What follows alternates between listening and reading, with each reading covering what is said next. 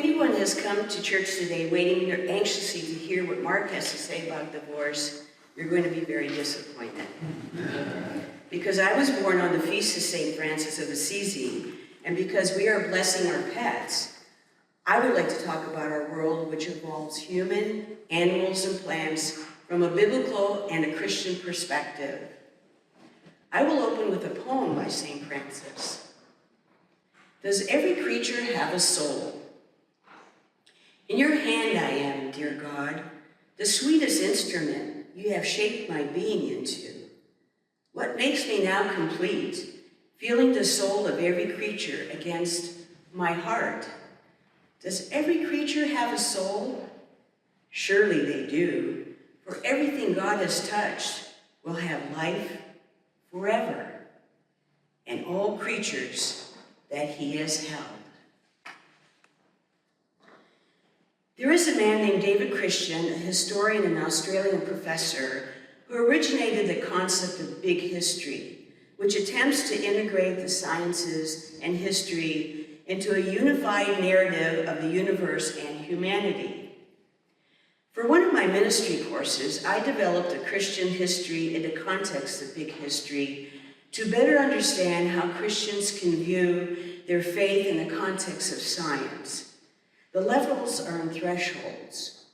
Threshold 0, there's nothing from a scientific point of view, but from our perspective, there's the Pantocrator, which most of the time refers to the Father in the Old Testament, the Word, Jesus, and Spirit. And threshold 1 is the Big Bang. And for us, in Genesis, it's in the beginning. Threshold 2, it's the birth of the matter and the stars. Space, time, and energy come from the stars. And we say, in the beginning, when God created heavens, then God said, let there be light. And there was light. And God saw that the light was good, and God separated the light from darkness. Threshold 3, there's the big star collapse from heat, and they form new elements. And all the elements of the periodic table are formed. We say the earth was a formless void, and darkness covered the face of the deep. Threshold 4, new complexities of stars, chemicals, matter, gravity, and the stars produce our solar system and Earth. God separated the light from the darkness. God called the light day, and the darkness he called night. God made the two great lights, the greater light to rule the day, and the lesser light to rule the night and the stars. God set them in the dome of the sky to give them great light upon the earth, to rule over the day and the night, and to separate light from darkness. And God saw that it was good. And God said, let the waters under the sky gather into one place, and let the dry land appear. And it was so. And God called the dry land earth, and the waters that were gathered together he called seas. And God saw that it was good. Threshold 5, your metabolism, homeostasis, reproduction, RNA, DNA, and just the right amount of energy which creates life. God said, let the earth put forth vegetation, plants yielding seed, and fruit trees of every kind on earth that bear fruit with the seed in it, and it was so. The earth brought forth vegetation, plants yielding seeds of every kind, and trees of every kind bearing fruit with seed in it. And God saw that it was good.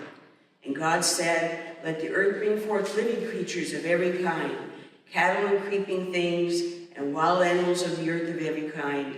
And it was so. And God saw that it was good. Threshold 6, powerful brains and precise symbolic language plus interactions between individuals and communities equals Homo sapiens. God said, let us make humankind in our own image, according to our likeness, and let them have dominion over the fish of the sea, and over the birds of the air, and over the cattle, and over the animals of the earth, and over every creeping thing that creeps upon the earth. So God created humankind in his image. In the image of God he created them. Male and female, he created them. God saw everything that he had made, and indeed, it was very good. In Threshold 7, the last one, is knowledge about the environment and increasing competition for resources, domestication of plants and animals. And that has our whole history of Abraham and Sarah, the law, the prophets, the promised land, the temple, philosophy, empires, Jesus, the birth of Christianity, schisms, disputes between science and church, and our modern world. One of the most amazing gifts that we have received in this century is the view of our planet as a big blue-green planet that is part of this vast universe. The earth is beautiful and hospitable to life. We are interconnected with other species and life systems of our planet.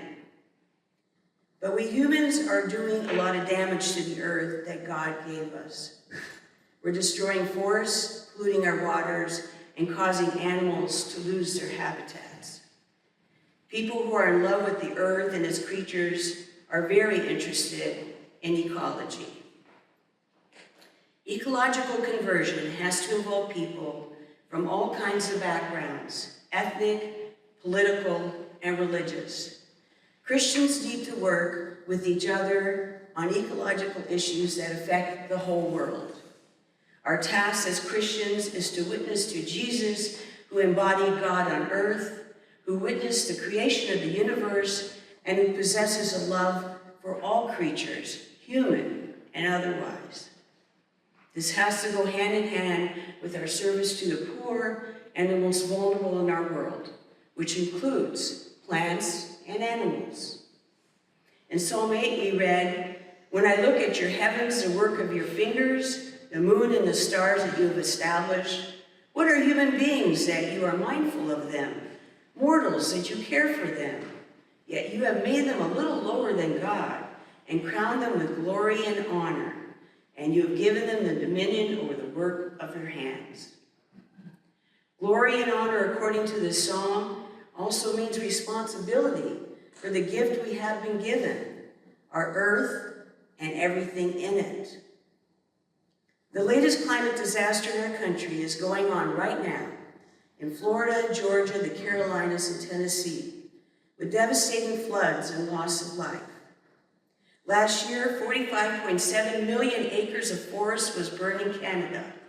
The air quality was so bad in our area that on many days people were asked not to go outdoors. This year, the fires are in the Pacific Northwest, home to our North American rainforests. Trees are dying and burning from lack of rain. With all the climate disasters happening here and around the world, it is easy to get overwhelmed and simply resign ourselves to our fate. However, I remember my mother always said to me that it's better to light a candle than to curse the darkness. There are many people lighting candles right now that we need to pay attention to. Jane Goodall, Greta Thunberg, David Attenborough, and Al Gore, to name just a few. And I would like to talk about two Christian organizations in our area that walk the walk with Christianity and the environment. They are not the only two, but they are the ones I am personally acquainted with. The first group are the Erie Benedictines. They have made it a part of their corporate commitment to fight for the poor, especially on the east side. They fought against the Coke factory that affected this population. They are also trying to reduce their carbon footprint by using clean energy, unplugging devices when not in use, avoiding plastic products, and planting gardens to feed the poor. They hire rescue goats to eat the invasive plants on their property. While not all the sisters are vegetarians, vegetarian and vegan meals are available daily for the sisters and their guests. Environmental issues are also brought into the artwork of the children who attend the neighborhood art house. The Benedictines also have cabins in the woods that guests can use and immerse themselves in nature. Sister Pat Lupo, who was a science teacher and who has helped lead the sisters regarding the environment, has won several state awards for her work. This includes the Freshwater Hero Award. This award goes to those who dedicated their lives to making a difference, paving a way for meaningful, lasting change in our Great Lakes region. The other Christian group that I am acquainted with is Camp Fitch, which is in North Springfield. Camp Fitch is run by the YMCA. It is located in the Northwestern School District, which has over 80% poverty rate. They serve all the school districts. I personally know Tom Parker, their director. When I taught at Northwestern Elementary, Tom's 5th grade classroom was next to mine. As a teacher, he was responsible for getting the Northwestern School District involved with the camp. He made sure that my students who had disabilities were always invited to participate. Now that he is retired from teaching, he has become the camp's director. Camp Fitch's mission is to put Christian principles into practice through programs that build a healthy spirit, mind, and body for all, with the purpose to make children better forever. It is historically a safe community where children can discover friendship and achievement. Kids feel like they belong. Staff is carefully vetted, very committed, and very caring. Some have trauma training for the children who need it. They learn about the environment, the care of the woods, and about Lake Erie. They see and care for animals raised sustainably and that will eventually feed poor families. They see a windmill which generates some of the camp's power. They are inclusive of all children, regardless of their background. They teach about the care of the earth, which is a gift of God. St. Stephen's is helping in this area with the Glory of God garden, dedicated to helping to feed the poor. The new pollinating garden, which preserves our natural flora and attracts honeybees that are needed to pollinate crops. Both gardens are beginning steps to improving our environmental footprint by mowing less grass. And lastly, the opportunity to worship outside in the summer, under the trees, reminds us that we have been given a precious gift. The Pantocrator Son and Spirit gave us our earthly home. We were told a few weeks ago by John Downey that they represent pure love. Let us now reflect that pure love back by caring for that big blue-green marble in the sky that we call home. And I'd like to end with a poem by Meister Eckhart. When I was the forest, when I was the stream, when I was the forest, when I was still the field, when I was every hoof, foot, fin, and wing, when I was the sky itself. No one ever asked me, did I have a purpose? No one ever wondered, was there anything I might need? For there was nothing I could not love. It was when I left all we once were that agony began. The fear and the questions came. And I wept, in tears I had never known before. So I returned to the river, I returned to the mountains. I asked for their hand in marriage again. I begged to wed every object and creature. And when they accepted, God was ever present in my arms.